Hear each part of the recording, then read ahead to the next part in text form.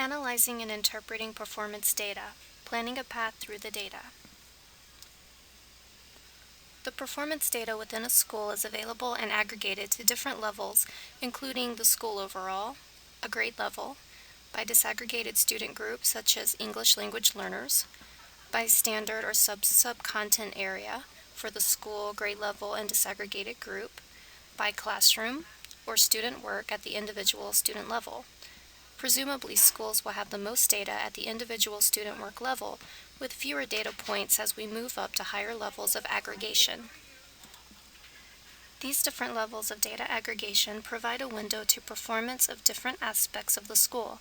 At the highest levels, we can learn about the performance of the system overall and/or specific programs or interventions in place within the school. These are the types of metrics that are most useful for school improvement planning. Here are some examples of performance metrics aggregated to different levels.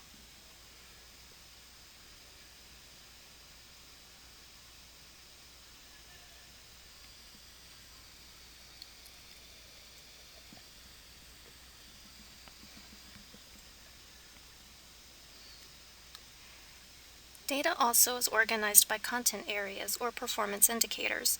This diagram is one way of thinking about how to move through different data views or reports. Start with selecting one content area on which to focus, such as math.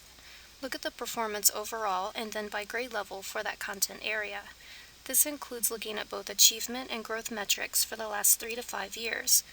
Then within grade levels, consider achievement by standard or sub-content area.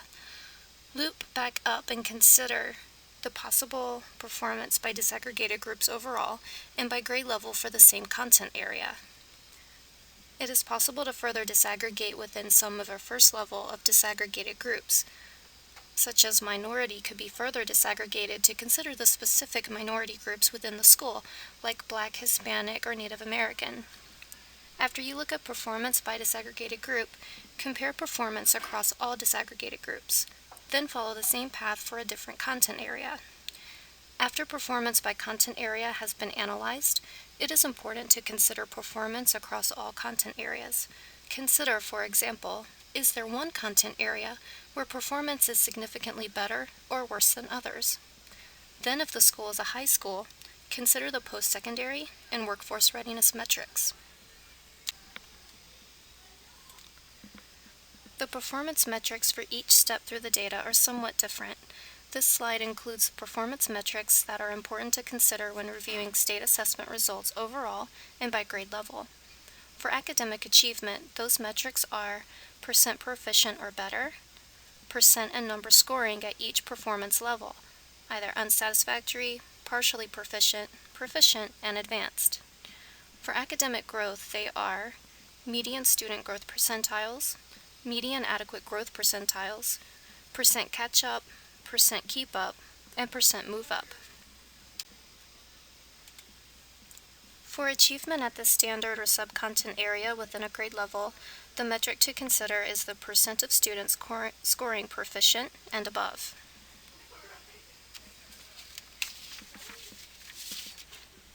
When looking at the performance of disaggregated group, state-provided views or reports automatically include these disaggregated groups. Minority, which combines Asian, Black, Hispanic, and Native American. Free or reduced lunch, ELL, IEP, and below proficient. The metrics to consider for these groups for academic achievement include the % proficient or above and the number and % scoring at each achievement level. These metrics are only available from the state if the school has 16 or more students in the group.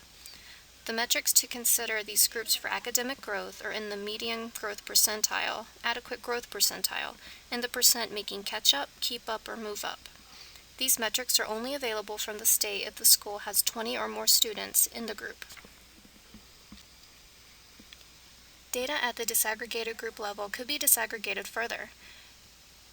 These are the further disaggregations that the school district may be able to provide.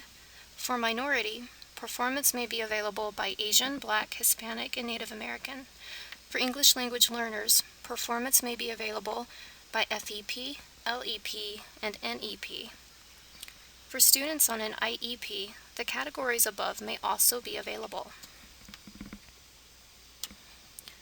Post-secondary and workforce readiness metrics available from the state and used in the school performance framework reports include graduation rate, disaggregated graduation rates, dropout rate, and average Colorado Act composite score. Additional post-secondary and workforce readiness metrics are also available. Different metrics make it possible to answer different questions. For example, could you determine which students were likely to be proficient within the next 3 years if the metric you are considering is the percent of students who scored proficient or better this year? You couldn't, but if you looked at the percent of students making keep-up growth, you could answer that question. Clarify the question you will ask based on the metrics you are looking at. This is a critical step towards preparing for data analysis. Here are some questions that would be appropriate to ask about achievement overall and by grade level. What are trends in percent proficient and advanced over the last 3 to 5 years? What are the trends in percent proficient and advanced by grade level for the last 3 to 5 years? How do our trends compare to the state trends for the same time period?